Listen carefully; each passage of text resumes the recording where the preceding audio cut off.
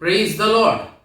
Bible हमें इस प्रकार से बतलाती है, समुदेशक की पुस्तक 5 अध्याय के 4 पद में, जब तू परमेश्वर के लिए मन्नत माने तब उसके पूरा करने में विलंब ना करना, क्योंकि वो मूर्खों से प्रसन्न नहीं होता, और जो मन्नत तूने मानी हो उसे पूरी करना।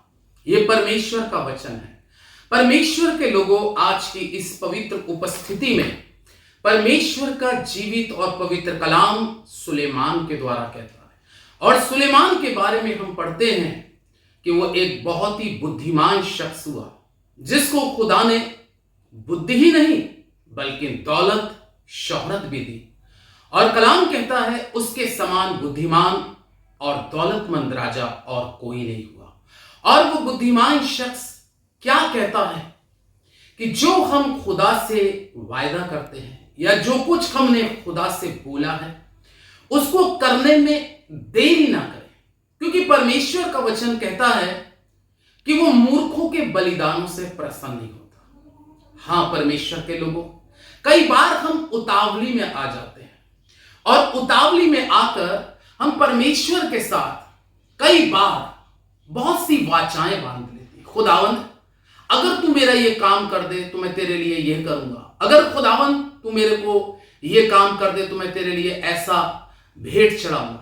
लेकिन परमेश्वर के लोगों, जो बातें हमने परमेश्वर की उपस्थिति में या परमेश्वर के दास के साथ कही होती हैं, जब हमारा समय आता है अच्छा, और जब हमारे जीवन के काम हो जाते हैं, फिर क्या होता है? हम परमेश्वर को भूलने लगते हैं। परमेश्वर से हम अपने जीवन को दूरियां करने लगते हैं। यानी कि जो हमने बातें कही हैं उसको हम पूरा करने में क्या करते हैं? देर करते हैं। लेकिन ऐसा नहीं होना चाहिए परमेश्वर के लोगों। क्या आपने उत्पत्ति की पुस्तक में याकूब के बारे में पढ़ा? परमेश्वर का वचन कहता है कि याकूब अपने पिता के घर से जब निकला उसके पास कुछ नहीं था, लेकिन परमेश्वर का वचन कहता है कि याकूब ने भी मन्नत मांगी। और याकूब ने क्या मन्नत मांगी?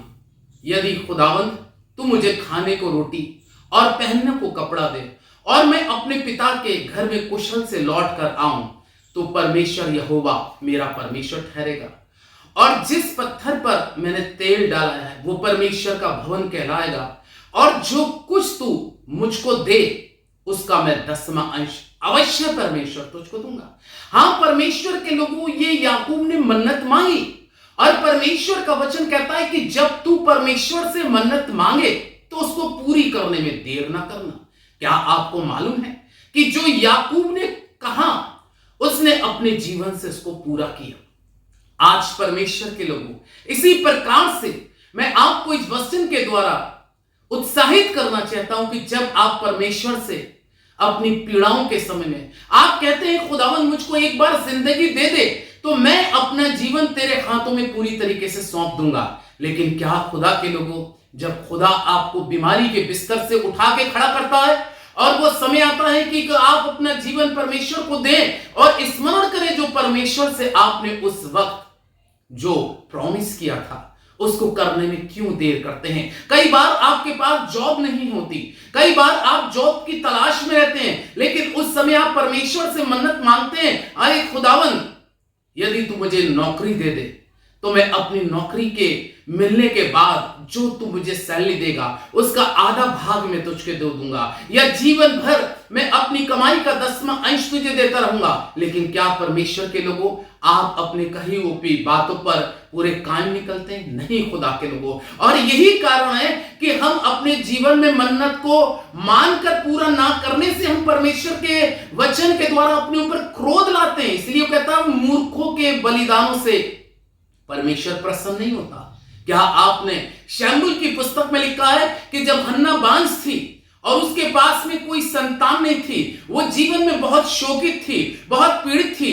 कलाम कहता है कि उसकी सौत उसको चिढ़ाया करती थी। क्या आपको मालूम है पहले शमूएल की पुस्तक में कि वो परमेश्वर के भवन में जाती है और रो रो कर आंसू बहाकर खुदा से दुआ करती है? और क्या उसने मन्नत मांगी? वचन में लिखा है कि उसने एक मन्नत मांगी कि अगर खुदावंद तू मेरे दुख पर सचमुच दृष्टि करे और अपनी दासी को भूल ना जाए और उसको एक पुत्र दे तो मैं जीवन भर के लिए परमेश्वर को दे दूंगी। और खुदा के लोगों, परमेश्वर का कलाम कहता है उसी समय याजक एली के मुंह से उसके लिए ये शब्द निकला कि परमेश्वर तुझे मन चाहा वर दे। और कलाम में लिखा है वो गर्भवती हुई और उसके एक पुत्र हुआ जिसका नाम उसने शमूएल रखा। और वचन में लिखा है कि उसने कहा कि मैंने खुदा से मांगा और खुदा ने मुझको दिया, और जो मैंने कहा है अब मैं उसको पूरा करूंगी। क्या आपको मालूम है कि हन्ना ने जाकर उस बेटे शमूएल को जब उसका दूध छूटा तो उसको परमेश्वर के भवन में सुपुर्द कर दिया और अपनी उन बातों को जो उसने परमेश्वर के साथ बांधी थी, जो वाचाएं उसने बांधी थी, उसको पूरा किया।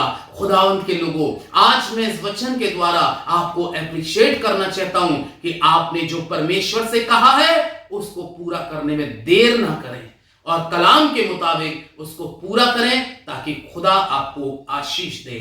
आमीन।